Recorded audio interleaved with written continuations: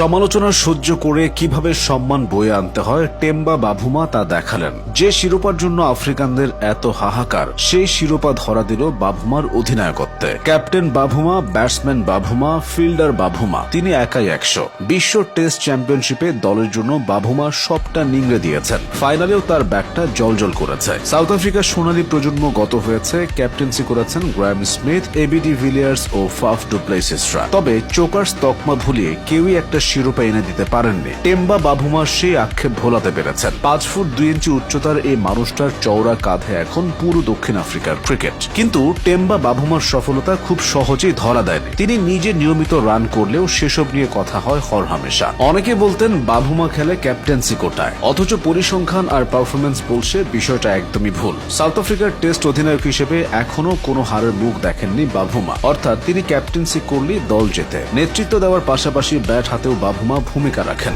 বিশ্ব টেস্ট চ্যাম্পিয়নশিপে তিনি এখন সাউথ আফ্রিকার সর্বোচ্চ রান সংগ্রাহক। 2023 থেকে 25 সাইকেলেও তিনি প্রোটিয়াদের মধ্যে সবচেয়ে ধারাবাহিক। 2024 সাল থেকে টানা 9 ইনিংসে ত্রিশোর্ধ্ব ইনিংস খেলেছেন।